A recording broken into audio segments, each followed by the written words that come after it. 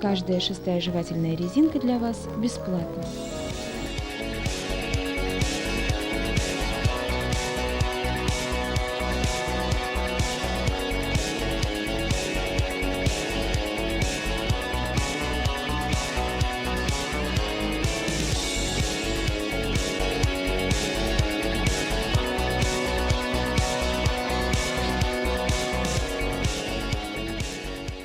Мои родители – инженеры.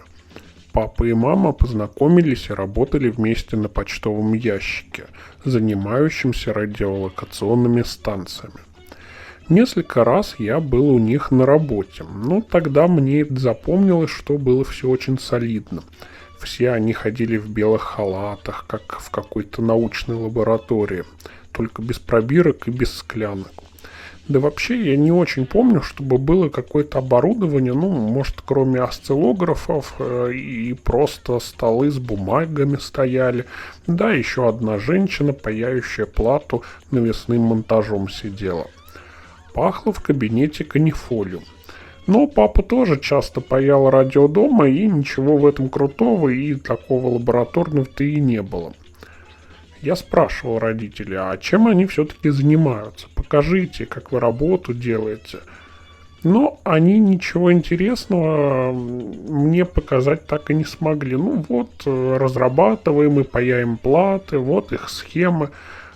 Хотя нет, все-таки вру. Один раз меня отвели в подвал, может быть, или какой-то цокольный этаж, без окон, где стояли столы с микроскопами. Мне разрешили в них посмотреть. И самое главное, папа показал их гордость. Это электронный микроскоп с каким-то огромным увеличением. В него было видно гетеропереходы, сеточку и линии. Такие раздваивающиеся, может быть. Это, как сказал папа, пока не паяют платы вручную. А будущее их плат, когда научатся печатать платы сразу на станках. И тогда... Но это будущее не наступило и к моменту, когда я пошел в школу. Чтобы быть честным, нужно прежде сказать, что мне было, года 4, и на гетеропереходах у нас дома появился настоящий компьютер. Английский компьютер ZX Spectrum. Отец сам его паял из отдельных деталей, подключал его к маленькому черно-белому шелялису и вставлял в Ригу 110 аудиокассету. Кассету магнитола постоянно зажевывала, издавая жуткие звуки. Но если все-таки минут за 10-20 кассету не зажевывала, то на маленьком экране шелялиса вместо полос появлялось волшебство. Летит бомбардировщик и бомбит небоскребы в Сити-Бомбер. Нужно было нажимать вовремя на кнопку, чтобы сбросить бомбу, тем самым укоротить небоскреб, чтобы от торчащей руины не разбился наш несущий мир самолет. Или, например, у меня очень маме нравилась ПСССТ. В игре нужно было спасать растения от жуков-пауков, управляя роботом Робби, которым разными гербицидами боролся с разными гусеницами, жуками да пауками. И, это было просто невероятно. Хотя и буквально на пару минут, что мне разрешалось поиграть. Позже, но буквально через год, папа вместо вечно жующей Риги к компьютеру подсоединил дисковод. Гибкие дискеты лежали в пластиковых коробках, и ими было очень легко пользоваться. В отличие от кассет, которые нужно было перематывать на строго определенное место, затем долго ждать загрузки, 5.25 дискеты просто доставались из бумажного пакетика и вставлялись в дисковод, зажимались защелкой, и все. А дальше нужно было написать магические Randomize USR 15616 и REMCAT-A boot. Это я сейчас хорошо все помню наизусть. Вот такое магическое заклинание. А тогда мне, 5-летнему ребенку, это нужно было все еще запомнить. Для того, чтобы самому в течение того получаса, что мне все-таки давали играть в неделю, все это освоить, выбрать игру и немного в нее поиграть. Арканоид.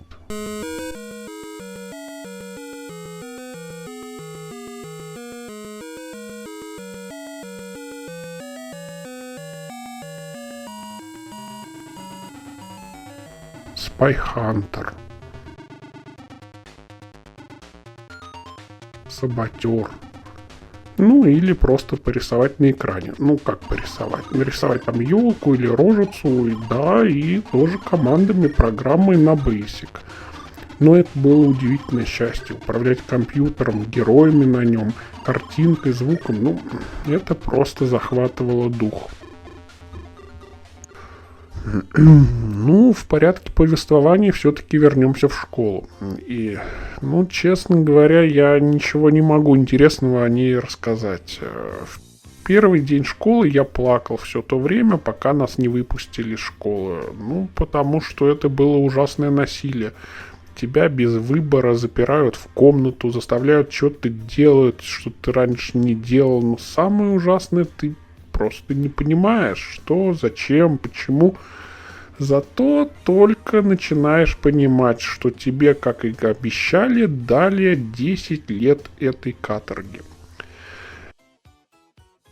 Я ничего не могу рассказать про школу. Я, как и все, выполнял задания учительницы, делал домашние задания и не очень понимал, почему еще даже перед школой, при знакомстве с учительницей, мне сказали, что было неправильным ответить на вопрос: «Как ты думаешь, кто умнее, я или ты?» Я ответил, что «ты». Но это пока, думал я. Конечно, с этой условностью я свыкся и обращался по имени-отчеству, на «вы». Мои будни проходили скучно. Подъем в 7 утра, к 8 в школу, там где-то до 2 часов отсидеть несколько уроков, на которых нужно было рисовать крючки, раскладывать палочки и закрашивать треугольники.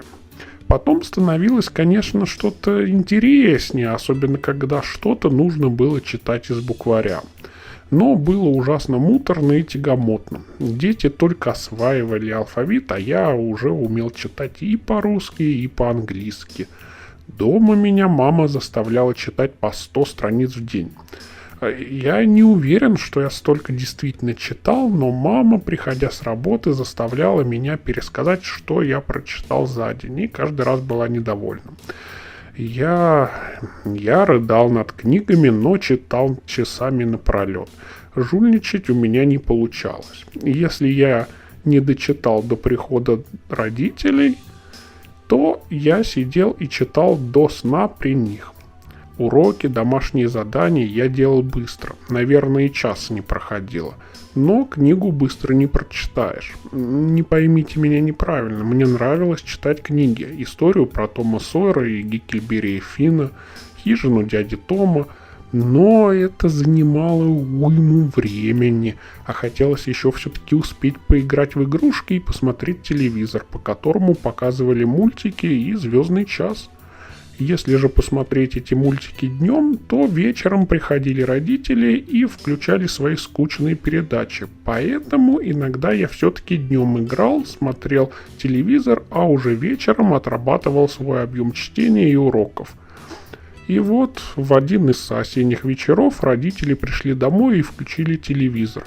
А там показывали хоть в кои-то веки не какую-то болтовню, а танки. Танки стреляли по дому, а дом горел. Мне нужно было читать, а я подвисал вот в телевизор. Ну нет, конечно, ничего особенного на экране не менялось. Ну, показывали еще, конечно, как люди скандируют, что-то там бьют окна, стреляют из автоматов, но в основном танки, которые стреляют по дому. И хоть что-то это было. Исторически была предопределена вот судьба, которая постигла Верховный Совет, то есть он полностью изнутри разложился и уже не может претендовать на высший орган законодательной власти страны. С другой стороны, мне кажется, что вот такой бескомпромиссный подход, который демонстрируют сейчас некоторые члены президентской команды, я подчеркиваю, некоторые члены правительства, на мой взгляд, не способствуют установлению здесь гражданского мира. И для меня на самом деле важны не люди, а идеи. И, допустим, мне кажется, что если бы, не дай бог, возник выбор между президентом и реформами, или президентом и демократией, то я бы выбрал реформу и демократию. Это совершенно точно.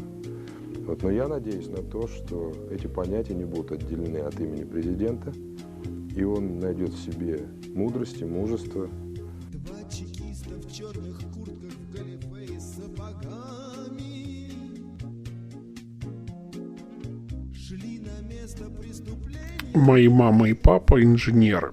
Они, несмотря на то, что в эту ночь неподалеку от нас, на соседней улице, из автомата расстреливали людей, утром пошли на работу.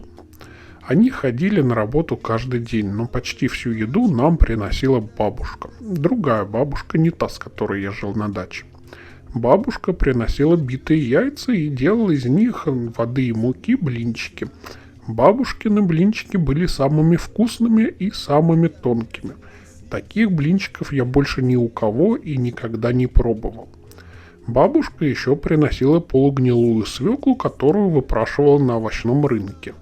Но эта свекла была самой сладкой свеклой, которую я когда-либо ел.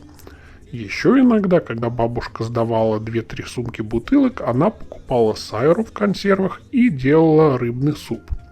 Этот суп тоже был отличный. В отличие от той несоленой овощной баланды, что я ел на даче у другой бабушки, рыбный суп был такой соленый, как будто у моей бабушки продолжался медовый месяц.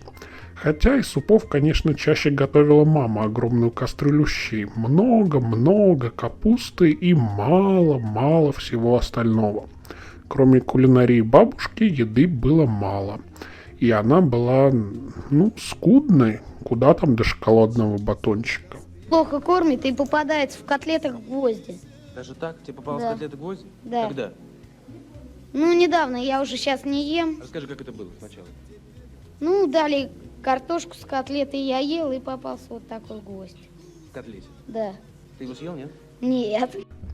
Мама с папой чаще стали ссориться, и в какой-то момент времени мама ушла из НИИ и устроилась прачкой при церкви. И у нас начала появляться еда. Мама приносила с обедов остатки еды, которые им полагались, чтобы разделить ее с нами, с детьми. 2 раза в месяц маме платили зарплату, и тогда мама приходила домой с полными сумками, а самое главное, с 2 батонами теплого хлеба из немецкой пекарни рядом с работой.